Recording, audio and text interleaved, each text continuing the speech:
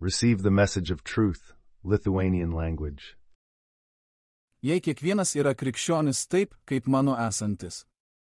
Jėzus jūs vadins broliais. Hebrajams 2:11, nes ir tas, kuris pašventina, ir tie, kurie yra pašventinami, yra visi iš vieno, todėl jis nesigėdija jų vadinti broliais. Kiekvienas krikščionis bus mokomas šventosios dvasios. Jūs žinotumėte tiesą apie Naująjį testamentą. 1 Korintiečiams 2:13 mes taip pat apie tai kalbame ne žodžiais, kurių moko žmogiškoji išmintis, bet kurių moko šventoji dvasia, lygindami dvasinius dalykus su dvasiniais. Jono Evangelija 14:26, bet pagalbininkė, šventoji dvasia, kurią tėvas atsiųs mano vardu, išmokys jūs visko ir primins viską, ką jums sakiau. Kiekvienas žmogus bus pašventintas šventosios dvasios ir tiesos dėka. Jono 17:19 ir dėl jų aš pašventinu save, kad ir jie būtų pašventinti tiesos. Romiečiams 15:16, kad būčiau Jėzaus Kristaus tarnas pagonims, skelbdamas Dievo Evangeliją, kad pagonių auka būtų priimtina, pašventinta šventosios dvasios. Jūs būtumėte tikri garbintojai. Jono 4:23, bet ateina valanda ir dabar yra, kai tikrieji garbintojai garbins tėvą dvasią ir tiesą. Nes tėvas ieško tokių jį garbinančių. Greičiausiai kiekvienas krikščionis nukentės, nes tai yra pašventinimo dalis. 1 Petro 4:16, bet jei kas kenčia kaip krikščionis, ten nesigėdija, bet šlovina Dievą šiuo klausimu. Niekas neturėtų būti egoistas ar pasipūtęs. Filipiečiams 2:2, išpildykite mano džiaugsmą būdami bendraminčiais, turėdami vienodą meilę, būdami vieningi. Po pašventinimo proceso tu tampi šventuoju. 1 Korintiečiams 6:19, o gal nežinote, kad jūsų kūnas yra jumyse esančios šventosios dvasios, kurią gavote iš Dievo šventykla, o jūs nesate savo. 1 Korintiečiams 3:17, jei kas suterš Dievo šventyklą, Dievas jį sunaikins. Nes Dievo šventykla yra šventa, kokia šventykla esate jūs. Efeziečiams 2:20-22, pastatyti ant apaštalų ir pranašų pamatų, o pats Jėzus Kristus yra kertinis akmuo, 21, kuriame visas pastatas, sujungtas, išauga į šventą šventyklą viešpatyje, 22, kurioje ir jūs esate kartu statomi kaip Dievo buveinė dvasioje. Beje tai. Kiekvienas yra tikintysis, o ne krikščionis. Kodėl? Daugelis konfesijų turėtų visiems pasakyti, kad žmogus viską daro savo keliu.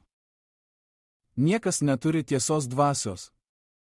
Kiekvienas mato Dievą savo keliu, nesupranta Jėzaus būdo. Ganytojai ir vadovai stovi prieš savo kongregaciją, vadindami save krikščionimis, o savo bendruomenę vadina krikščionimis. Jie nesupranta Naujojo testamento ir neįsivaizduoja, kas yra Dievo karalystė. Jie praturtėja pateikdami jums klingą informaciją. Krikščionys pastoriai ir lyderiai nebūtų seksualiai kenkę berniukams ir mergaitėms 100 metų ir tai darys šiandien. Krikščionys ganytojai ir vadovai iš savo bendruomenės nepraturtėtų. Jie negalėjo parduoti knygų, nes visi būtų mokomi šventosios dvasios ir žinotų tiesą, nes jie yra krikščionys. Ganytojai ir vadovai nebūtų piktžodžiaujantys prieš šventąją dvasią savo susirinkimo ir televizijos pasekėjų akivaizdoje daugelį metų. Luko 6:39 ir pasakė jiems palyginimą, ar gali aklas vesti aklą. Ar jie abu neįkris į griovį? Kodėl bažnyčioje tiek daug žudynių ir prietarų, kol jūs save vadinate krikščionimis? Kodėl ganytojai ir vadovai krikštija fiziškai, jei jie yra krikščionys? Kodėl homoseksualūs vyrai ir moterys bažnyčioje save vadina krikščionimis? Kodėl moterys ganytojos ir lyderės kontroliuoja vyrus bažnyčioje, jei visi yra krikščionys? Moterims neskirta turėti valdžią vyrams Kristaus kūne. Žmogus fiziškai bando tapti krikščioniu, bet taip negali atsitikti. Kaip sakoma Romiečiams 8:08, taigi tie, kurie yra kūne, negali patikti Dievui. Tik dvasiškai galite tapti krikščioniu. Norint tapti krikščionimi, jums reikia Kristaus dvasios, Dievo dvasios ir tiesos dvasios, Mato 28:19-20 pateikia krikščionio apibrėžimą.